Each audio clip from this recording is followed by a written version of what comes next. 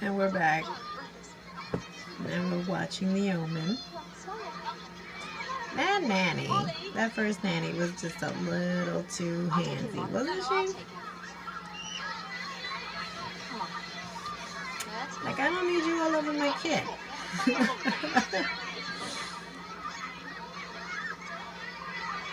And then all hell breaks loose. Don't it?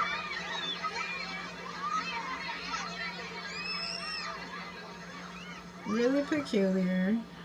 Then that dog.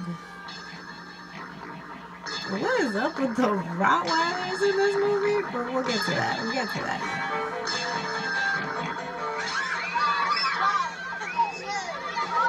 Hold on.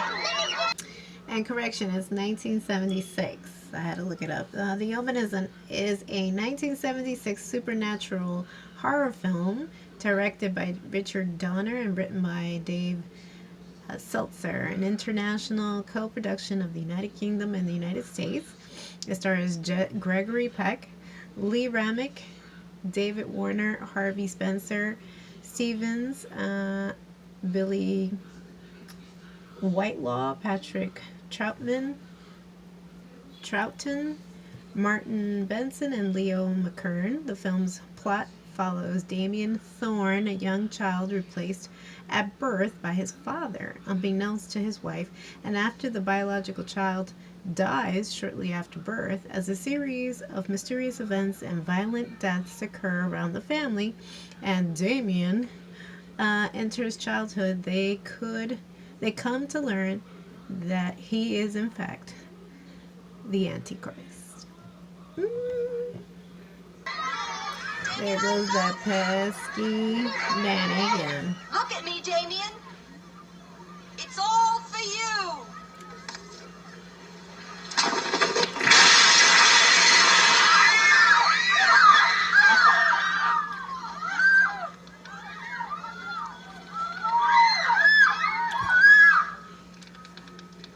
What? But seriously, what? No. Okay, what is up with this priest? Anybody would have been like, no, sir. I'm here because you said my wife is in danger. She is pregnant. You're mistaken. That's nonsense. He will not allow the child to be born. He will kill it while it slumbers in the womb. What in God's name are you talking about? Your son, Mr. Thorne. The son of the devil. And like, this man wasn't going to see consequences if he did this crap. He will kill the unborn child. Then he will kill your wife. And when he is certain to inherit all that is yours, then, Mr. Thorne, he will kill you. That's enough. And with your wealth and power, he will establish his counterfeit kingdom here on Earth, receiving his power directly from Satan. You're insane. He must die, Mr. Thorne.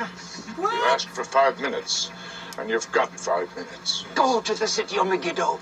You know, See if you could make him a Danny's force this would to not it. work. Because you know Now, I've heard you. You know he would have I want popped you him to in the hear face me. by now. I never want to see you again. That's right. And he See never me in will. hell, Mr. Thorne. Right after We'll you. share out our sentence. Local. And then for you being crazy, look at the storm you find yourself in. Please, look at this nonsense. Oh. Look at this nonsense.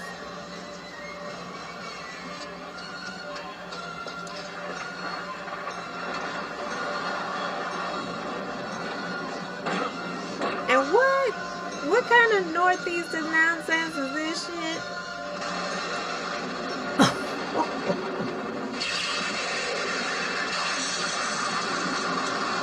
And you couldn't run?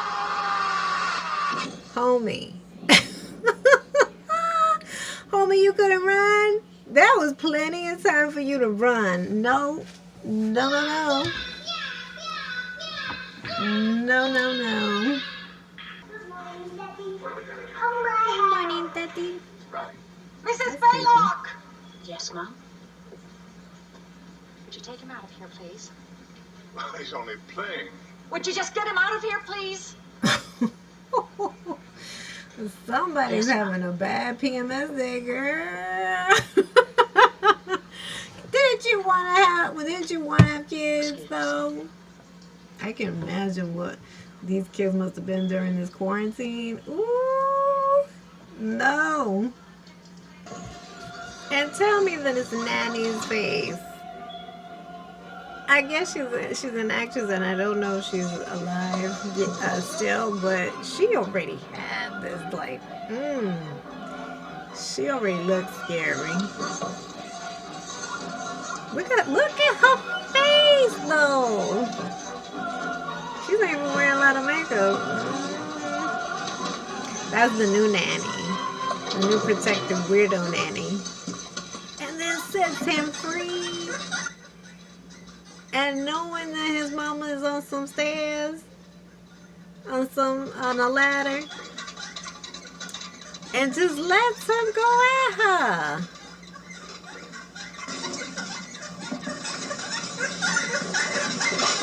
Bop.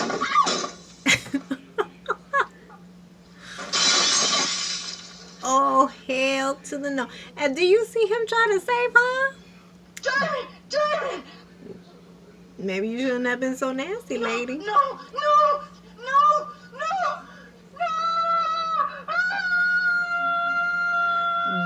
That's the worst fall.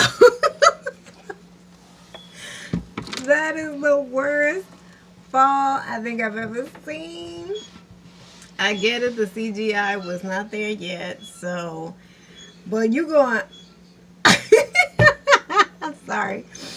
That was the funniest thing. Like, you just making that gesture, that's not a fall, that's not a fall. These dogs from hell. And I have to say, after this scene where they practically get mauled to death, but survive, how are they not running to get rabies shots? Look at these dogs from hell. I don't know how they survived. One got mauled in the leg. The other one gets like mauled in the hand, and then as he's trying to escape, he totally impales his arm into the gate. Oh Lord. Where the hell did they find these dogs? And this is what I will say though. How were they able to shoot this scene? And I think there's a scene in a zoo with some monkeys, and they look pretty aggressive into that particular scene, into the camera. I will wonder that. I'll put that question out there. Like, how were they able to film that? You know? I know that most of these animals are trained, but that was like scary good, I guess. Scary good. But it's like, and then how homie the photographer, so the photographer, you can see that he could see through the lens, because they always say through certain lenses will foretell certain things. How homie dies. And if he looks familiar, again, I'm not great with names, but I know he's that overbearing cop in Titanic. But that's like an older version of him. He's very young here. Yeah, has that very British accent. But how homie meets his demise by glass. I'll play the audio. Now they've gone to Rome. He knows something's up. He also knows his wife is in danger. I think by this point in the movie, it's so almost towards the end.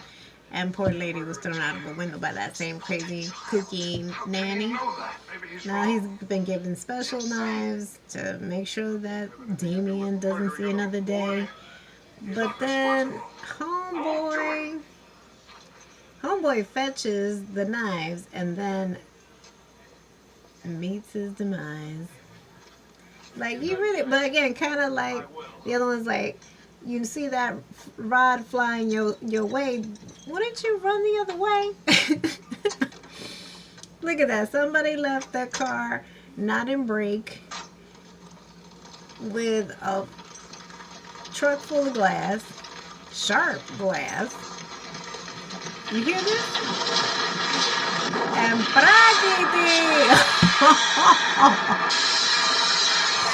What in the world, man? Straight up. Dick decapitated. That's pretty fucking bad. That is pretty bad. Sorry. Excuse my French, but what? How? And this is the baby from hell, literally. And must weigh like an ounce. The fact that in certain scenes you can tell that it's a doll. But I still love it though. I still love it for the classic horror that it is. But it's like, come on, man. That that ain't no kid in that scene. Nonetheless. And after all that, he still survives with that creepy little smile. Tell me that ain't something. Again, here is wisdom. Let him that hath understanding count the number of the beast. For it is the number of a man, and his number is 6666. Book of Revelations, chapter 13, verse 18. That's how it ends.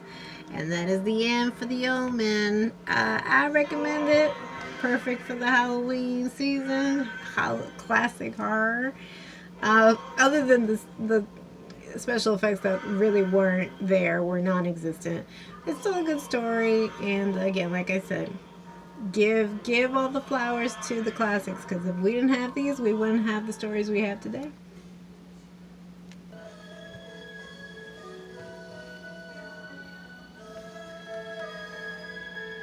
And the theme music, the intro music, reminds you of anything, it is the Amityville Horror, 1979.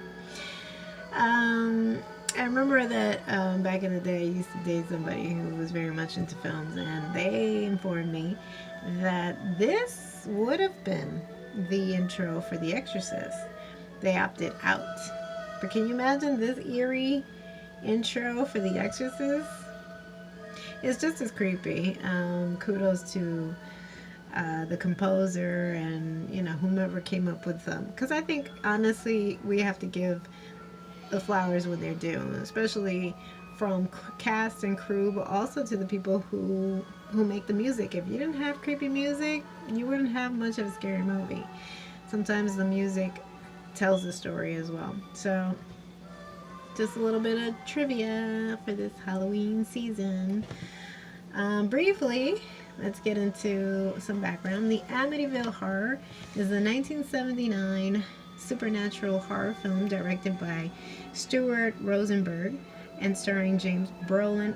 He was hot back then, okay? And Margot Kidder. Tell me y'all remember her from Superman. Like, for me, she will always be my Lois. Always. With that raspy voice. I loved her raspy voice. Loved it. She must have been one hell of a smoker. As a young couple who purchase a home haunted by combative supernatural forces, the film is based on Jason Arson's 1977 book of the same name. The story is based on an alleged experience of the Lutz family who bought a new home in Amityville, New York. And I've seen that house in person. It is pretty creepy in person, where a mass murder had been committed the year before. It is the first film based on the Amityville Horror. Upon its release in the summer of 1979, the Amityville Horror was a major commercial success for American International Pictures, grossing over $80 million in the United States and going on to become one of the highest grossing independent films of all time. It received mostly negative reviews from critics, though some film scholars have considered it a classic of the horror genre. The film was nominated for an Academy Award for Best Original Score. With that creepy music, yeah. By composer Lalo Schifrin. And Kidder also earned a Saturn Award nomination for Best Actress. A remake was produced in 2005, and hold on a sec. I love Ryan Reynolds. I think he went on to do great things, but the 2005 movie just was not it. Like, it will forever be the 1979 version. Just my opinion. I think body-wise, he was a 10, he was a 15, but the movie itself, not so much. Now, if you saw something like this, wouldn't you just run? I know you have a job to do. But wouldn't you just run? I know I want to be sticking around.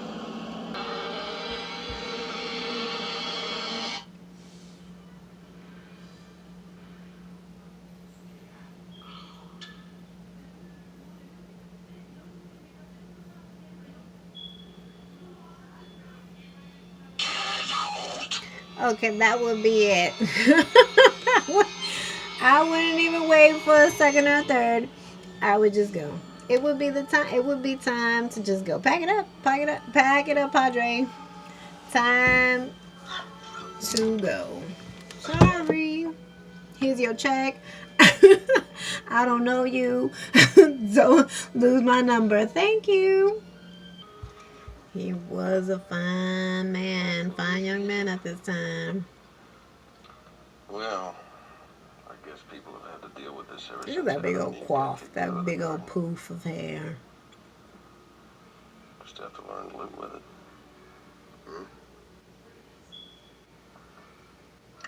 He was fine.